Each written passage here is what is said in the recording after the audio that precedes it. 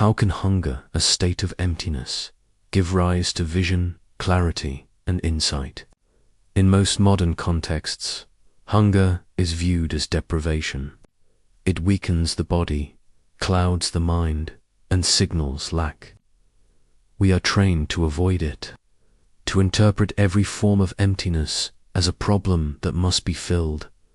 Yet the 13th century Sufi poet Yunus Emre proposed an entirely different view. For him, hunger was not the absence of nourishment, but the refinement of perception. He saw it as a condition that sharpens awareness by dissolving the noise of desire. The paradox is simple. The less one consumes, the more one perceives. When the senses quiet and the self stops seeking stimulation, another kind of seeing becomes possible, a seeing that is not visual, but cognitive and existential. This is the discipline of hunger as an instrument of self-knowledge. How voluntary deprivation can lead to expanded perception, emotional balance, and intellectual clarity. Modern life is defined by abundance, not of meaning, but of stimulation. We are constantly fed food, images, opinions, entertainment, and digital validation. This continuous influx of stimulation saturates the brain's reward circuitry, particularly the dopaminergic pathways that regulate motivation and pleasure. Chronic overstimulation leads to dopamine desensitization. The brain becomes less responsive to subtle signals of satisfaction. This is hedonic adaptation, the dulling that results from constant gratification. The consequence is paradoxical. We see more but perceive less. Surrounded by information, we lose depth of understanding. When the nervous system is perpetually full, it stops registering nuance. Even simple experiences, a conversation, a sunset, a moment of silence, fail to move us. Against this backdrop, Emre's teaching appears radical but scientifically relevant. His hunger is not merely about abstaining from food, but about restoring sensitivity, reawakening the mind's capacity to register reality without distortion. The problem he addresses is not appetite, but perceptual saturation, the mind that cannot see because it is full. Yunus Emre lived in 13th–14th century Anatolia, a time of upheaval and spiritual searching. Though known as a poet, he was foremost a psychologist of consciousness, one who used simple language to describe complex processes of inner refinement. When Emre wrote, "When the stomach empties, the heart sees," he was not advocating punishment, but describing a transformation of attention. In the Sufi tradition, the heart is not emotion's seat, but perception's organ, the center of consciousness that perceives truth beyond conceptual thought. To see with the heart means to perceive reality directly, unmediated by craving or fear. For Emre, hunger and poverty were purification, emptiness through which the divine, or unfiltered awareness, could be perceived. When sensory input and emotional noise decrease, the brain reallocates resources toward deeper perception. Meditation and sensory fasting show the same. The mind sharpens when it is no longer overloaded. The first dimension of Emre's discipline is attention. Hunger, he said, reduces the noise of the senses. Modern neuroscience supports this. Short-term fasting modulates the systems responsible for alertness and cognitive focus. Mild deprivation heightens attentional sensitivity, an adaptation that once helped humans survive scarcity. Emre described the same phenomenon in spiritual terms: the one who restrains the tongue, the eye, and the stomach begins to see what others miss. The satiated mind seeks pleasure. The disciplined mind seeks meaning. By reducing input, hunger turns attention inward, away from consumption, toward observation.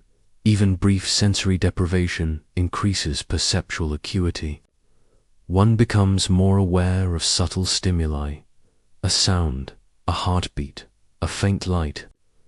Emre's hunger is an attentional tool, a way to refine the signal-to noise ratio of consciousness. When the field of awareness is not filled with craving, perception becomes transparent. The nervous system rediscovers its natural clarity. A second dimension lies in emotion. The full man, Emre said, is veiled by his comfort. Comfort dulls sensitivity not only to one's own feelings but to others. Constant gratification reduces empathy and resilience. Controlled deprivation, fasting, silence. Solitude strengthens emotional regulation. Mild fasting increases interoceptive awareness and serotonin balance, improving emotional stability. Emre's hunger is emotional training, reintroducing discomfort in a conscious way.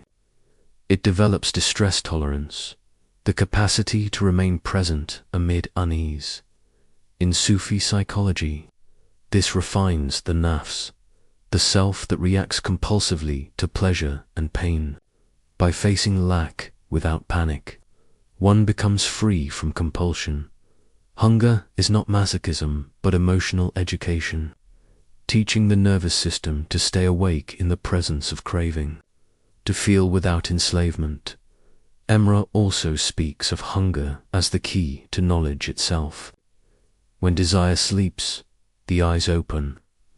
True knowing arises not by accumulating information, but by removing interference. The mind perceives accurately only when its filters of desire, fear, and expectation are quiet. In signal processing theory, clarity increases not by adding data, but by reducing noise. Hunger achieves this reduction at the level of consciousness. Fasting elevates neurotrophic factors that enhance neuroplasticity and clarity. Simplified conditions, fewer stimuli, fewer decisions promote metacognition, or awareness of thought itself. Emre called this inner sight, direct understanding that emerges when habitual patterns are suspended. Mystics, scientists, and creative thinkers alike report similar effects during fasting or solitude, heightened intuition and coherence. Emre's vision is not mystical trance but the natural clarity of a mind, no longer clouded by consumption. Hunger reveals who feeds you. Emre wrote, beyond theology, this holds psychological truth. Hunger exposes dependency. It dismantles the illusion of self-sufficiency. In moments of awe, one senses being part of something larger. Such awareness reduces egocentric bias and increases empathy by confronting limits. The body's reliance on what lies beyond its control, consciousness expands. Hunger restores perspective. Existence is sustained, not self-generated. In Sufi language, this is tawakkul, intelligent trust. Recognition of realities, sustaining order. Hunger becomes a reminder that being is given, not earned, through emptiness. One perceives the invisible structure of dependency that holds life together. Here lies the deeper paradox. Hunger, which appears as absence, becomes the foundation of fulfillment. Predictive coding theory explains perception as the mind's attempt to resolve error gaps between expectation and reality. Awareness thrives on gaps. When all needs are met, perception collapses into passivity. Hunger maintains creative tension, keeping the perceptual system alive and engaged. Systems remain vital through difference, not saturation. When there is no space, no lack. There is no information flow. Emre's hunger is not self-denial, but receptivity, consciousness, structured by openness rather than possession. Fulfillment is not achieved by accumulation, but by refinement. The empty vessel receives more precisely because it is not already full. To perceive clearly, the mind must first learn to be empty. Emre's teaching translates directly into modern psychological and neurological practice. The discipline of hunger is minimalism of input, and it can take many forms: physical fasting, improving insulin regulation, cognitive function, and reducing inflammation; sensory fasting, reducing screen time or digital noise to reset; dopamine balance and restore focus; emotional fasting, withholding reactive speech or habitual complaint to build patience and empathy; cognitive fasting, silence or meditation to promote metacognition. Each reflects insight that strategic deprivation refines perception. In an age of burnout and overstimulation, this principle is urgent. Hunger becomes a tool for attentional recalibration, restoring the nervous system's natural equilibrium of alertness and tranquility. The discipline of lack becomes the method of renewal. For Yunus Emre, hunger was never punishment. It was discipline, the deliberate creation of inner space where perception could expand. In modern terms, it is a neurocognitive reset, a reduction of noise that allows coherence to return through hunger. The self learns what satisfaction cannot teach: how to see without consuming, how to perceive without grasping. Hunger becomes vision when emptiness turns into awareness.